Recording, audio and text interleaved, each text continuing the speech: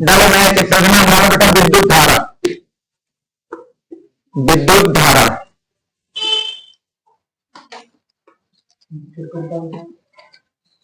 Chapter number 3 है बेटा, first book का है विद्युत धारा।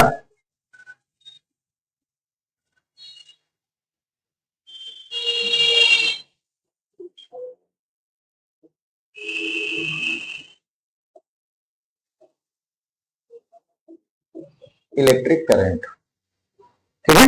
तो देखो जो आपकी फर्स्ट बुक है फिजिक्स की, इसमें आपको पढ़ना है सिर्फ आवेश के विषय में। इसके विषय में बेटा आवेश या जिसको आप लोग बोलते हैं चार्ज। तो चार्ज को हम लोग 3 कंडीशनों पर स्टडी करते हैं। कितने कंडीशन पर? 3। पहली कंडीशन होती है कि चार्ज आपका स्थिर हो। चार्ज क्या हो? जिसमें आपने चैप्टर नंबर 1 और 2 पढ़ा था, और इन चैप्टरों का नाम होता है इलेक्ट्रोस्टैटिक। इलेक्ट्रोस्टैटिक, इलेक्ट्रो मतलब होता है इलेक्ट्रॉन, स्टैटिक मतलब रुका हुआ। आपको ऐसे इलेक्ट्रॉन की अब तक स्टडी कर रहे थे जो रुका हुआ हो, जिसमें आप लोगों ने पढ़ा था आवेश, कूलॉम का नियम, ये सब जो था वो रुके हुए चार्ज की बात हो रही थी।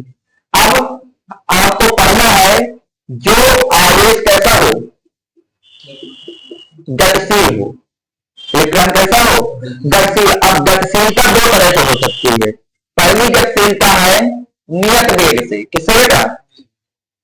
नियत वेग से, यानी कि उसका वेग बदल नहीं रहा, जो भी है वो उसका फिक्स वेग से चल रहा हो। और दूसरा हो सकता है परिवर्तनशील वेग से। किससे बेटा?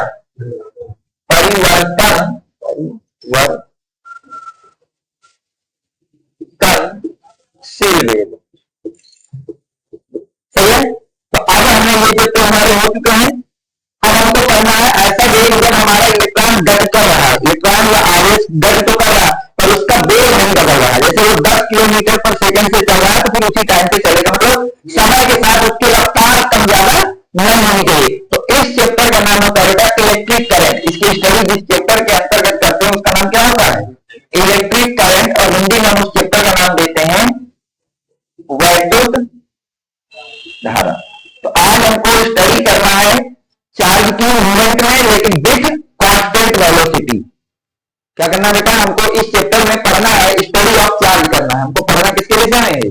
Study of charge. Study of charge but move with constant velocity. With constant velocity मतलब चार्ज मूव तो कर रहा हो, लेकिन उसकी जो वेलोसिटी वो चेंज नहीं होना चाहिए। जिस रफ्तार से चल रहा है उसी रफ्तार से लगातार। तो इसका स्टडी या अध्ययन जिस भी चैप्टर के अंतर्गत आप करते हो, उस चैप्टर का नाम क्या होता है? विद्युत धारा। ठीक है सर? तो इसमें ये बना लीजिए इसको चार्ज, फिर हम चलते हैं एक चीजों में।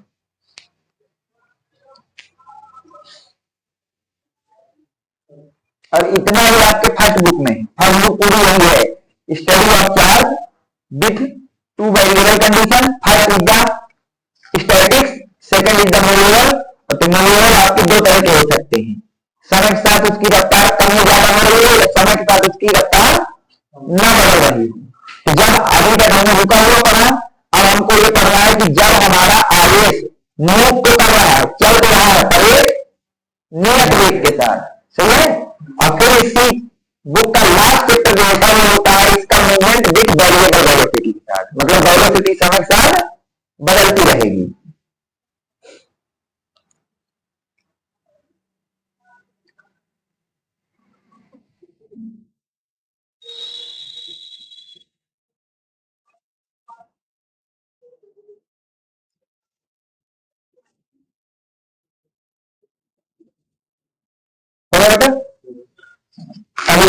परिभाषाएं।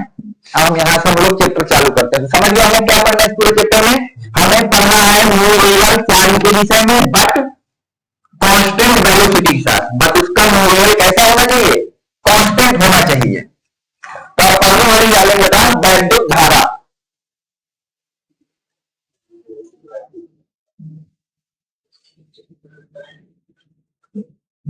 Electric current.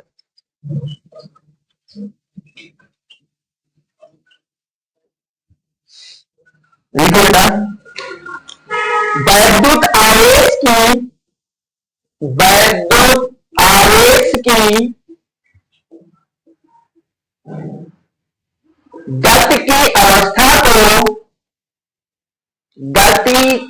अवस्था को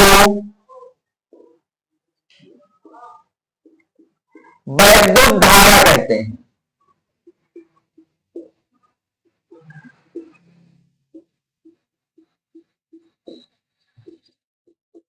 इसे आई से प्रदर्शित करते हैं।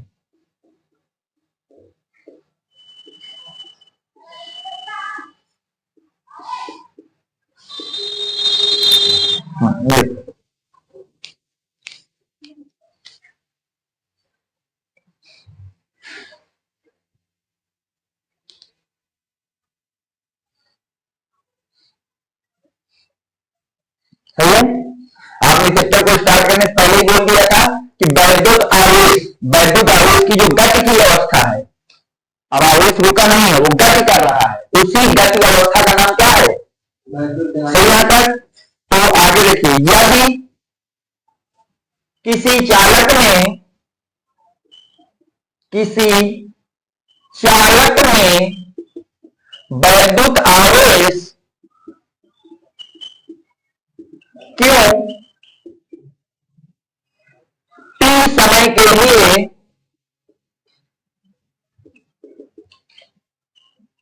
प्रवाहित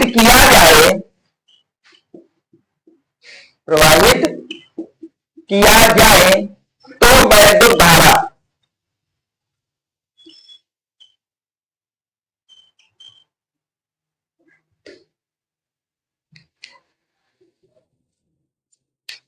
ठीक है।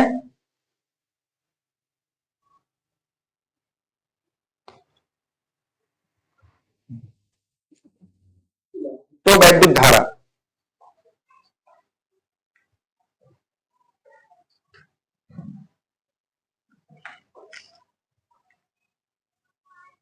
ठीक है। तो हम ये कह रहे हैं कि अगर कोई चालक है उसमें वैद्युत आवेश क्यों को प्रभावित कर रहे हैं, किसको प्रभावित कर रहे हैं, तो कितने समय के लिए? T समय के लिए। तो वैद्युत धारा का सूत्र हो जाएगा बेटा, वैद्युत धारा बराबर होता है प्रवाहित किया गया आवेश, प्रवाहित किया गया आवेश डिवाइड बाय आवेश को प्रवाहित करने में लगा समय, आवेश को प्रवाहित करने में लगा समय। तो अब देखिए, वैद्युत धारा को ऐसे दिखाते हैं, आवेश कितना प्रवाहित किया है, अब कितने समय के लिए, तो सूत्र क्या हो जाएगा आवेश का, क्यों बराबर हो जाएगा, नोट कर लें बेटा इसको।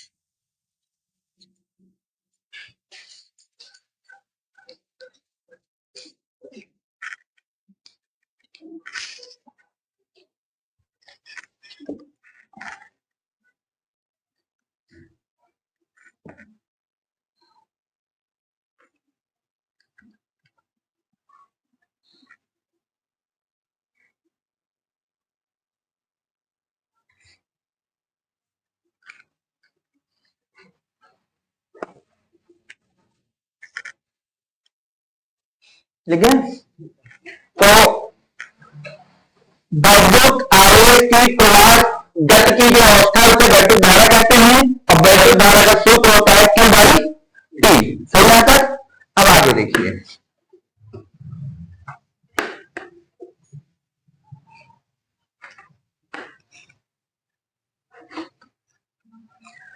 अब अगर हम बात करें सूत्र की बेटा, तो I बराबर होता है Q बाई T, जहां जो I है बेटा वो आपको दिखा रहा है वैद्युत धारा को, किसको दिखा रहा है, वैद्युत धारा को। और इसको हमेशा सवाल में किसमें लिखना है, एम्पियर में। सही यहाँ तक। जो Q है वो बता रहा है बेटा आरएस को, किसको बता रहा है, आरएस को, और हमेशा सवाल में किसमें लिखना है, कूलाम में। और T जो है बेटा वो हमको बता रहा है समय को, और हमेशा सवाल में किसमें लिखना है, समय, सेकंड में। हमको हर एक सूत्र में ये जरूर पता होना चाहिए कि कौन सी यूनिट किस मात्रक के साथ रखना है। तो इस सूत्र में हमें Q रखना है कूलाम में, T रखना है सेकंड में, और I जो आएगा एम्पियर में आ जाएगा लिखने में।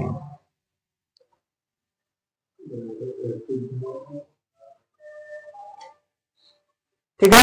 अब देखो इसकी जो आपका आरेख है और भी परिभाषाएं अगर आपको कठिन लग रही है तो हम दूसरी परिभाषा दिखा दो, हम चल जाएगा, लिखना हो तो आप लिख सकते हैं, और लिखाना पड़ चुका है इसकी परिभाषा। ठीक है। आवेश की गति की अवस्था को हम लोग वैद्युत धारा कहते हैं। सूत्र होता है I बराबर Q बाई T, जहां पे I आएगा एम्पियर में, Q रखा जाएगा कूलाम में, और T आएगा सेकंड में। यहां तक आपको कोई डाउट नहीं होना चाहिए। अब होने वाली बेटा वैद्युत धारा का मात्रक, होने वाली है वैद्युत धारा का मात्रक,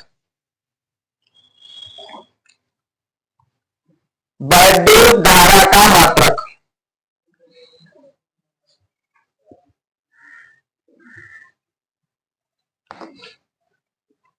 वैद्युत धारा का मात्रक,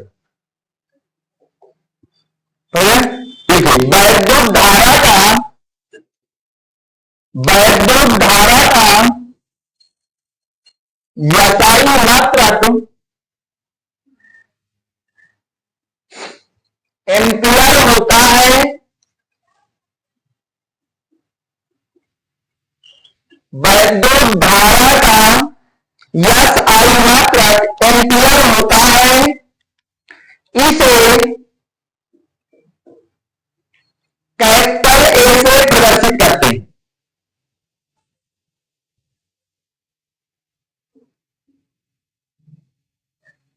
इसे कैपिटल ए से प्रदर्शित करते हैं। सही है। तो वैद्युत धारा का यसाई मात्रक क्या होता है, एम्पियर होता है, और किससे प्रदर्शित किया जाता है, कैपिटल ए से। दूसरा पॉइंट लिखिए, वैद्युत धारा का मात्रक, वैद्युत धारा का मात्रक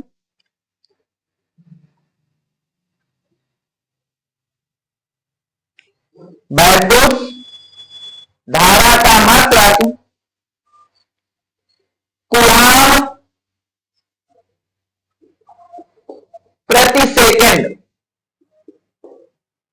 प्रति सेकंड भी होता है।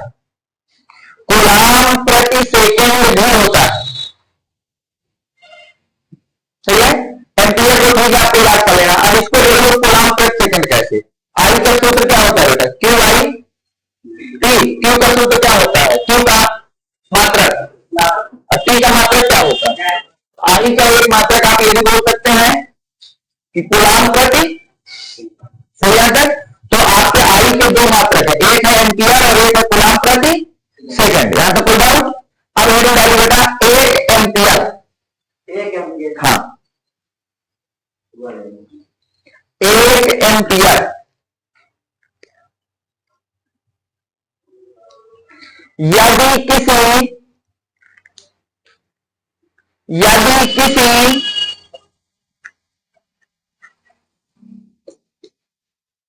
परिपथ में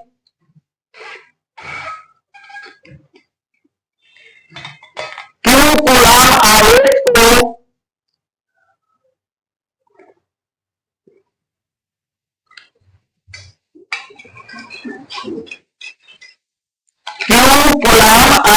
को एक सेकंड के लिए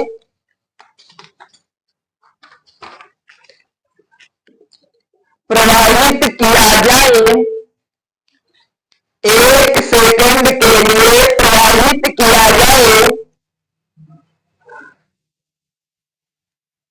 एक सेकंड के लिए प्रवाहित किया जाए, तो परिपथ में प्रवाहित होने वाली, तो परिपथ में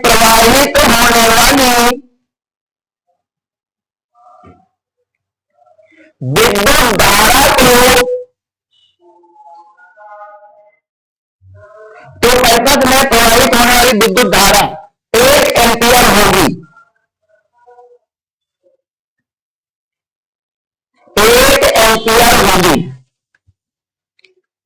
तो एम्पियर की परिभाषा क्या करेगी कि यदि आप किसी परिपथ में परिपथ में क्यू कूलम आवेश को क्यू कूलम आवेश को 1 सेकंड के लिए प्रभावित कर रहे हैं कितने समय के लिए, तो आपका जो परिपथ में क्या होगा, हाँ थोड़ा जरा सुधार लेंगे बोर्ड के हिसाब से, जहां क्या होगा क्यू कूलम का लिखा है उसको लिख रहे हैं 1 कूलम, क्यू को हटा करके मान लिख रहे हैं 1 कूलम।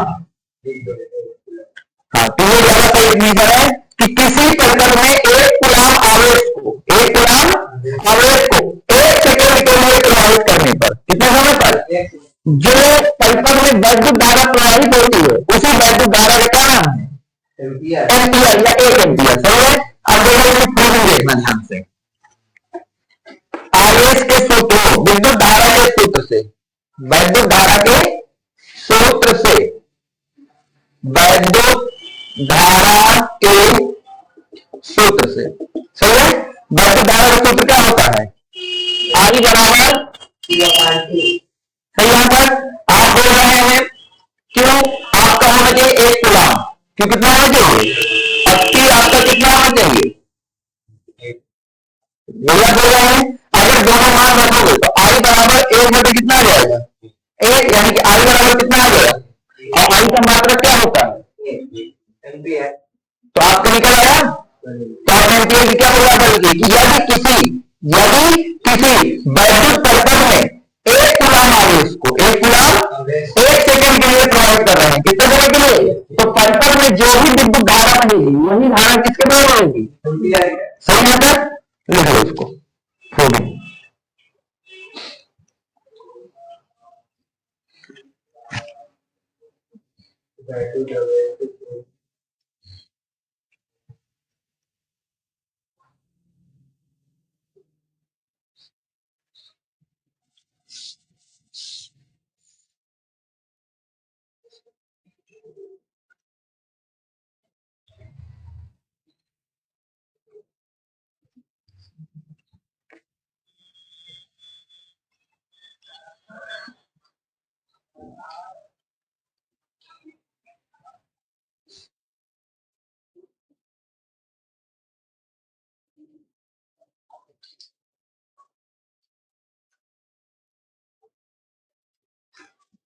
सही है बेटा।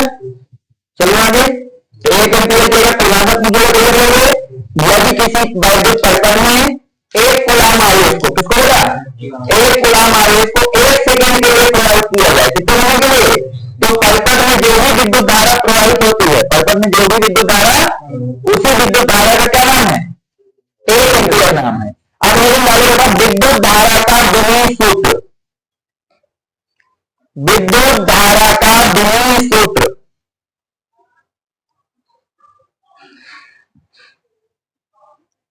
विद्युत धारा का विनिमय सूत्र,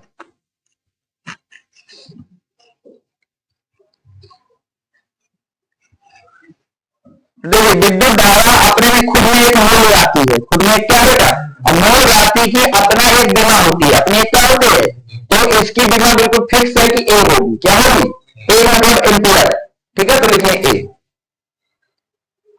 इसकी बीमा क्या होती है ए, यहां तक कोई दिक्कत। विद्युत धारा का सूत्र आई बराबर क्यू बाई टी, विद्युत धारा का मात्रा एम्पियर बीमा ए, सही आता है। अब मेरे भाई बेटा विद्युत धारा से संबंधित, विद्युत धारा से संबंधित कुछ महत्वपूर्ण बिंदु,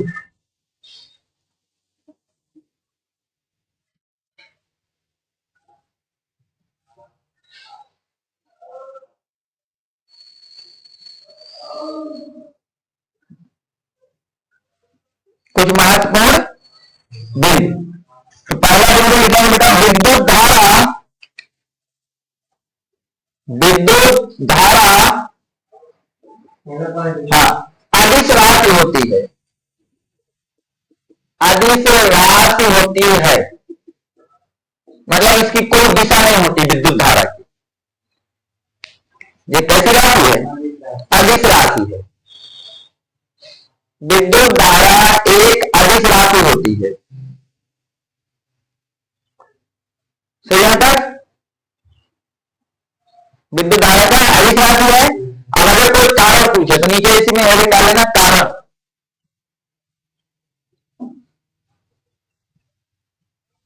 ठीक है, जैसे क्वेश्चन आ गया वहां कि सिद्ध करिए कि विद्युत धारा एक अदिश राशि है, तो बनाया जा सकता है। देखिए, क्योंकि समय तथा आवेश, क्योंकि समय तथा आवेश, क्योंकि समय तथा आवेश दोनों अदिश राशियां हैं। दोनों का है अदिश राशियां हैं, जिसके कारण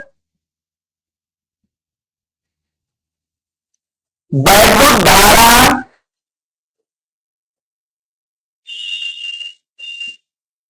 भी अदिश राशि हो जाती है।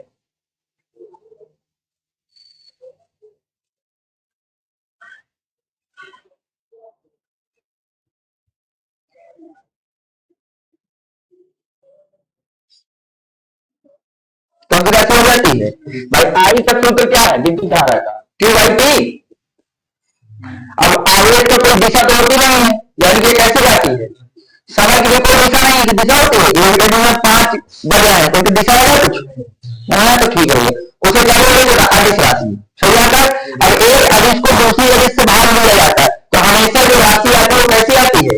अदिश। तो अदिश से अदिश का भाग दिया जा रहा है, इसलिए आई भी कैसा होगा? अदिश। सही आता है। अब पॉइंट नंबर 2 लिखिए बेटा। वैद्युत धारा को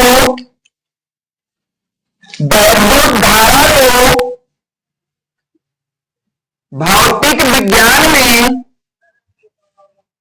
वैद्युत धारा को भौतिक विज्ञान में, भौतिक विज्ञान मूल राशि माना गया है। कुल 7 मूल राशियां होती हैं, उनमें से एक विद्युत धारा भी है। तो वैद्युत धारा को भौतिक विज्ञान में हमने क्या मान रखा है? मूल राशि मान रखा है। और मूल राशि को कितने हैं? 7। एक अच्छा उदाहरण पढ़ाया गया होगा आपको, क्योंकि टोटल मूल राशि कितने होते हैं? 7। उनमें से एक मूल राशि कौन सी है?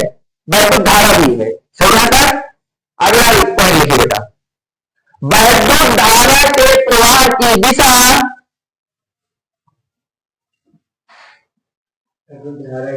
प्रवाह की दिशा, ये ब्रैकेट में चलने की दिशा, प्रवाह की दिशा, ब्रैकेट में चलने की दिशा। वैद्युत धारा के प्रवाह की दिशा सदैव ऋणावेश, ब्रैकेट में लिख लेना इलेक्ट्रॉन के प्रवाह की दिशा के प्रवाह की दिशा के विपरीत होता है।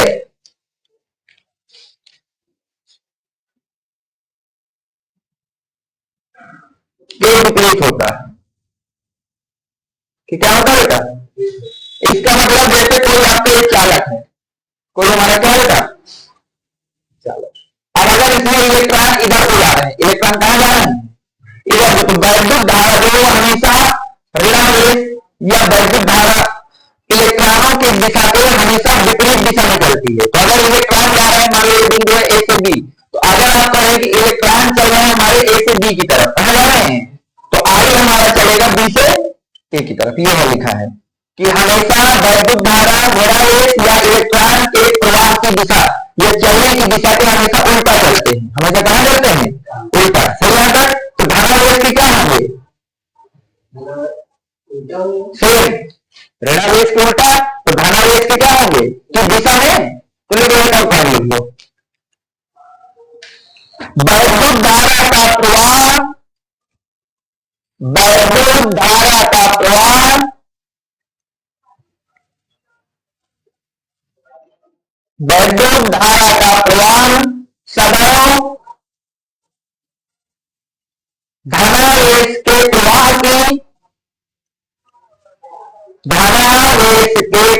की दिशा में होता है।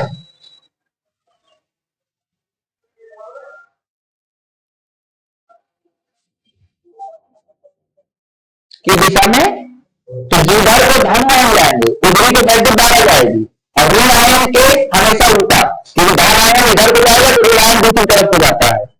तो ऋण आयन के विपरीत दिशा में वैद्युत धारा और धन आयन की दिशा में वैद्युत धारा चलती है। सही है सर। अब मुक्त इलेक्ट्रॉनों का मुक्त इलेक्ट्रॉनों का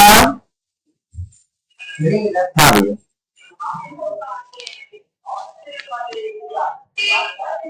मुक्त इलेक्ट्रॉनों का माध्य मुक्त पथ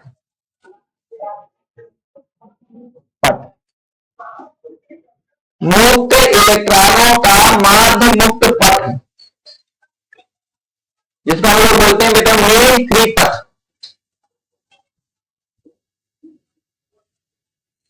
मुक्त इलेक्ट्रॉनों का माध्य मुक्त पथ, मेल फ्री पथ।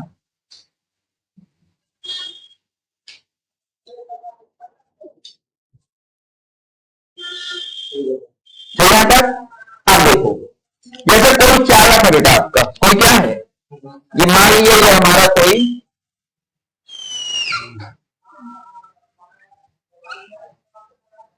चालक है,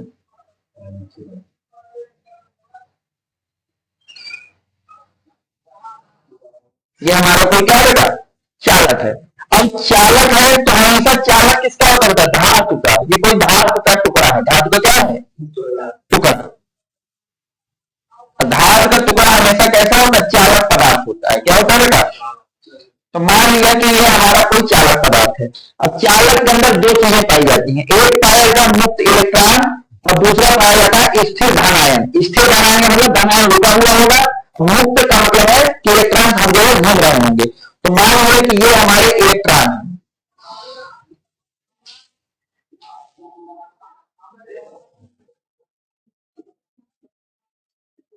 इनको हम बोलते हैं बेटा मुक्त इलेक्ट्रॉन। इनको क्या बोलते हैं, मुक्त इलेक्ट्रॉन। और इन्हीं मुक्त इलेक्ट्रॉनों के बीच में होते हैं स्थिर धन आयन।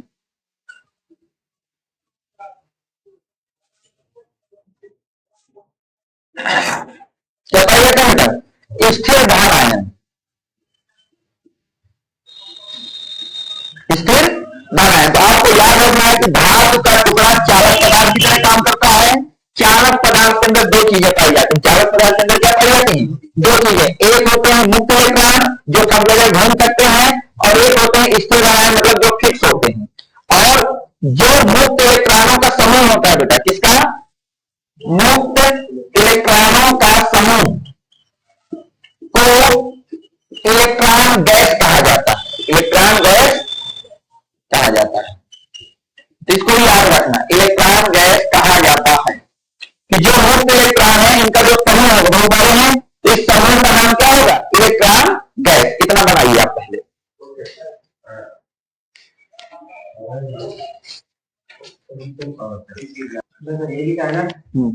होगा यहाँ तक बेटा। अब देखिए, अब हमको ये पता चल चुका है कि धातु के अंदर दो चीजें होती हैं, स्थिर धन आयन मतलब जो चल नहीं सकेंगे, और दूसरी चीजें क्या होती हैं, मुक्त इलेक्ट्रॉन।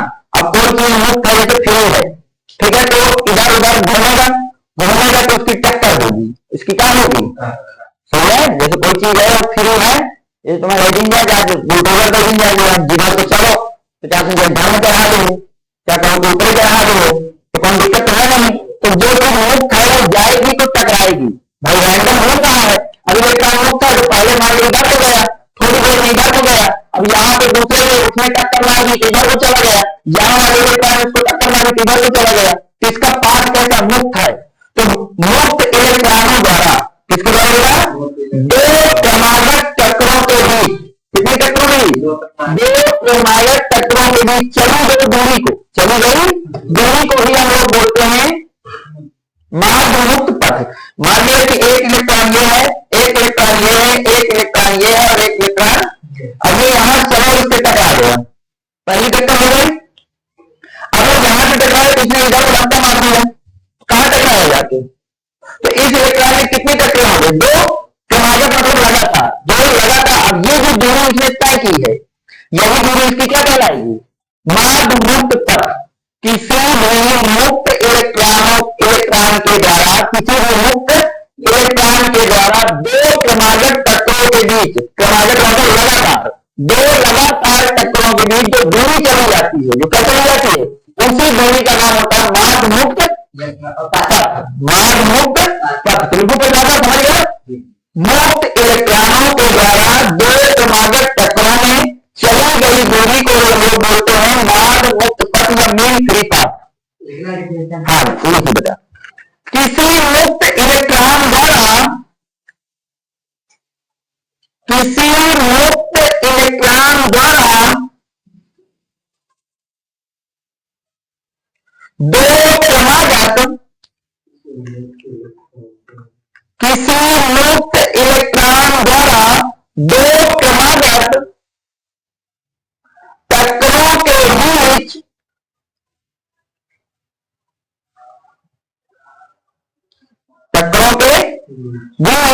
चली गई मार्ग दूरी को, चली गई मार्ग दूरी को मार्ग मुक्त पथ कहते हैं, मार्ग मुक्त पथ कहते हैं।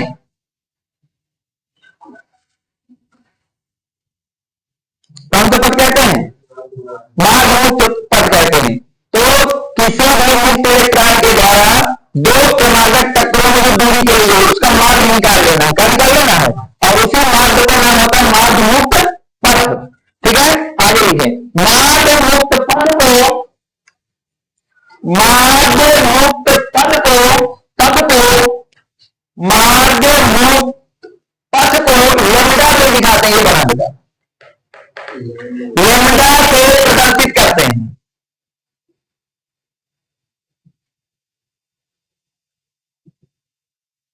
सही है। और मेरी बात का मार्ग मुक्त पथ का सूत्र,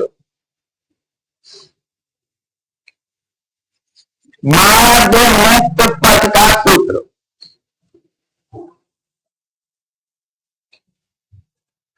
मार्ग मुक्त पथ का सूत्र,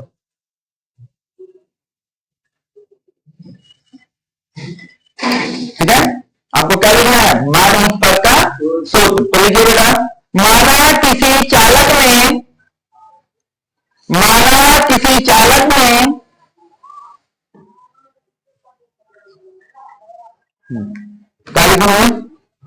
यदि किसी चालक में मुक्त इलेक्ट्रॉनों की संख्या स्मॉल n है, और हमने मान लिया कि कोई चालक है जिसमें इलेक्ट्रॉनों की संख्या कितना है, n है, तथा इन इलेक्ट्रॉनों का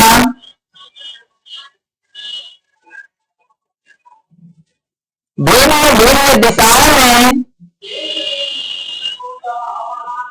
भिन्न भिन्न दिशाओं में ऊष्मीय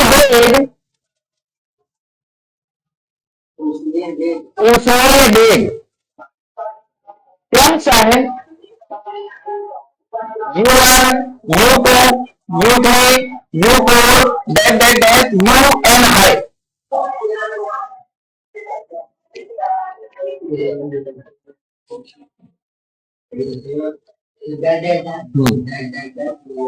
तो अब देखो भाई, कोई चालक है, इसमें हमने मान लिया कि इलेक्ट्रॉनों की संख्या हो जाए, तो मान लो जरूरी तो है कि सारे इलेक्ट्रॉन एक दिशा में जाएंगे, सब अपने अपने कोई घर को जा रहा होगा, कोई इधर जा रहा होगा, कोई इधर चल रहा होगा, कोई तो वही लिखा है कि वो जो n इलेक्ट्रॉन है वो विभिन्न दिशाओं में चल रहे हैं, तो कहा चल रहे हैं। और ये मान लिया कि सबका पहले वाले इलेक्ट्रॉन का वेग है, दूसरे इलेक्ट्रॉन का वेग है और तीसरे का क्या है। अगर मैं आपसे कहूं कि इलेक्ट्रॉनों का औसत ऊष्मीय वेग बता दीजिए, मुझको क्या बता दीजिए, औसत ऊष्मीय वेग, तो औसत का सूत्र क्या होता है, सबका बेस जोड़ दो और कुल संख्या से क्या दे दो भाग, औसत उसमें बेस का सूत्र क्या बनेगा, U1 U2 U3 dash dash dash U1 और टोटल कितने लोग हैं, और औसत उसमें देख बेटा क्या चीज, मुक्त इलेक्ट्रॉनों का सगाम कितना होता है,